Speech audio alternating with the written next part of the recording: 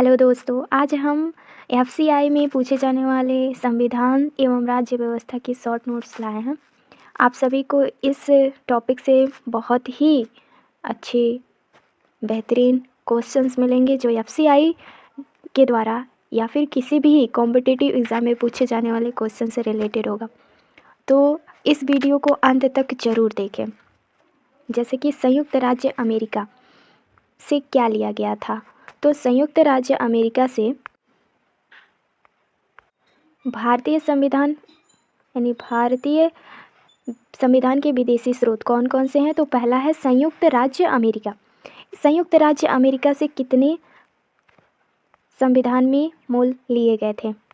तो पहला है आपका मौलिक अधिकार, दूसरा है न्यायिक पुनरावलोकन और तीसरा है संविधान की सर्वोच्चता, चौथा है न्यायपालिका की स्वतंत्रता, निर्वाचित राष्ट्रपति व उस पर महाभियोग और उपराष्ट्रपति और उच्चतम एवं उच्च न्यायालय के न्यायाधीशों की विधि और निर्माण की प्रक्रिया को लिया गया था। कहाँ से, तो संयुक्त राष्ट्र अमेरिका द्वारा। ब्रिटेन से क्या लिया गया था, यानी संविधान के कौन कौन से स्रोत लिए गए थे ब्रिटेन से। तो संसदात्मक शासन प्रणाली, एकल नागरिकता एवं विधि निर्माण प्रक्रिया। और आयरलैंड से कौन से संविधान स्रोत को लिया गया था। तो भारतीय संविधान में आयरलैंड से नीति निर्देशक सिद्धांत और राष्ट्रपति के निर्वाचन मंडल की व्यवस्था, राष्ट्रपति द्वारा राज्यसभा में साहित्य। अब हम देखते हैं ऑस्ट्रेलिया से क्या लिया गया था। तो ऑस्ट्रेलिया से प्रस्तावना की भाषा, समवर्ती सूची का प्रावधान, केंद्र और राज्य के बीच संबंध तथा शक्तियों का विभाजन। और आखिरी है संसदीय विशेष अधिकार। जर्मनी से विधानसभा के स्रोत कौन कौन से हैं, यानी संविधान के स्रोत कौन कौन से हैं। तो आपातकाल के प्रवर्तन के दौरान राष्ट्रपति को मौलिक अधिकार संबंधित शक्तियाँ मिली हैं। और कनाडा से संघात्मक विशेषताएं, अवशिष्ट शक्तियां केंद्र के पास और राज्यपाल की नियुक्ति विधेयक प्रक्रिया और संघ एवं राज्य के बीच शक्तियां विभाजन, ये कनाडा से मिली हुई हैं। दक्षिण अफ्रीका से संविधान सभा यानी संविधान संशोधन की प्रक्रिया का प्रावधान लिया गया है। रूस से मौलिक कर्तव्यों का प्रावधान लिया गया है। जापान से विधि द्वारा स्थापित प्रक्रियाएं, जैसे भारतीय संविधान पर सबसे प्रभाव भारतीय शासन अधिनियम 1935 का है, वो जापान से लिया गया है। फ्रेंड्स, अब हम देखते हैं भारतीय संविधान की अनुसूची। तो भारतीय संविधान की कुल 12 अनुसूचियां हैं। तो हम देखते हैं प्रथम अनुसूची, यानी भारतीय संविधान की प्रथम अनुसूची में देखते हैं, जैसे इनमें भारतीय संघ के घटक राज्यों जैसे 28 राज्यों और संघ शासित 7 क्षेत्रों का उल्लेख किया गया है। द्वितीय में है कि भारतीय राज्य व्यवस्था की विभिन्न पदाधिकारियों, राष्ट्रपति, राज्यपाल, लोकसभा के अध्यक्ष और उपाध्यक्ष, राज्यसभा के सभापति एवं उपसभापति, विधानसभा के अध्यक्ष और उपाध्यक्ष, विधानसभा के परिषद के सभापति और उपसभापति, उच्चतम न्यायालय और उच्च न्यायालय के न्यायाधीश इसमें शामिल हैं द्वितीय अनुसूची में। द्वितीय अनुसूची में आपका जैसे कि भारत के नियंत्रण मटालेख परीक्षक को प्राप्त होने वाला वेतन और भत्ते और वेतन पेंशन आदि का उल्लेख द्वितीय अनुसूची में लिया गया है। तृतीय अनुसूची में इनमें विभिन्न पदाधिकारियों, राष्ट्रपति, उपराष्ट्रपति, मंत्री, उच्चतम एवं उच्च न्यायालय के न्यायाधीशों द्वारा पद ग्रहण के समय ली जाने वाली शपथ का उल्लेख है तृतीय अनुसूची में। फ्रेंड्स, अब हम देखते हैं अनुसूची चौथी में। तो इनमें विभिन्न राज्यों तथा संघीय क्षेत्र की राज्य व्यवस्था में प्रतिनिधित्व का विवरण है। पांचवी अनुसूची कहती है कि इनमें अनुसूचित क्षेत्र और अनुसूचित जनजातियों के प्रशासन और नियंत्रण के बारे में उल्लेख है। छठी अनुसूची कहती है इनमें असम, मेघालय, त्रिपुरा और मिजोरम और राज्यों के जनजातीय क्षेत्रों के प्रशासन के बारे में प्रावधान है। अनुच्छेद 6वीं में अनुसूची 7वीं में केंद्र और राज्य के बीच शक्तियों के बंटवारे के बारे में। यह अंतर्गत 3 सूचियां हैं, संघ सूची, राज्य सूची, समवर्ती। 8वीं अनुसूची में इनमें भारत की 22 भाषाओं का उल्लेख है। मूल रूप से 8वीं अनुसूची में 14 भाषाएं थीं।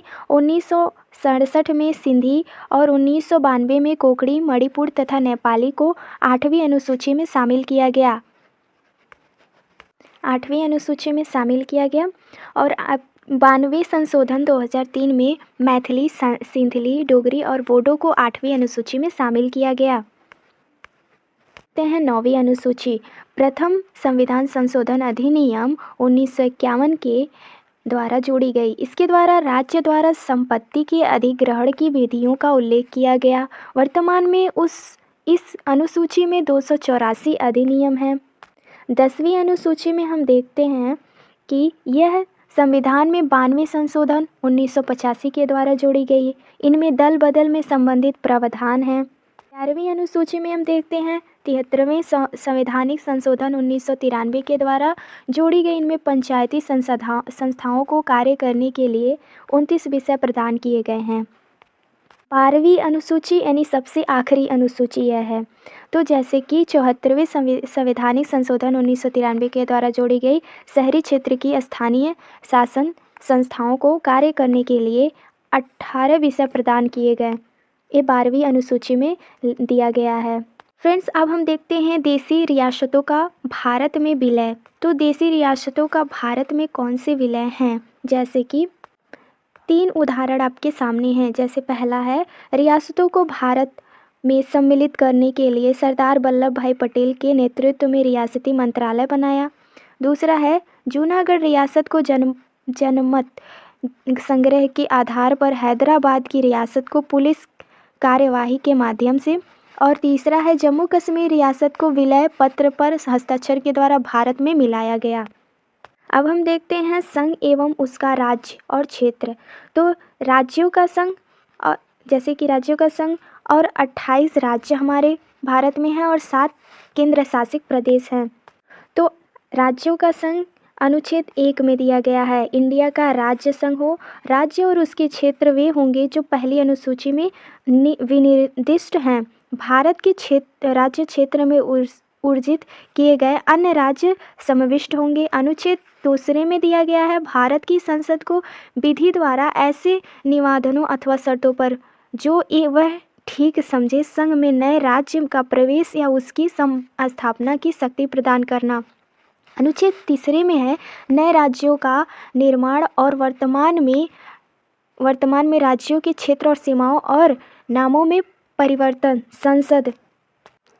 संसद तिथि द्वारा कर सकती है। अब हम देखते हैं राज्यों का पुनर्गठन। राज्यों का पुनर्गठन कैसा था? तो राज्य पुनर्गठन आयोग के अध्यक्ष फजल अली थे। इनके अन्य सदस्य पंडित हृदयनाथ कुंजरू और सरदार के.एम.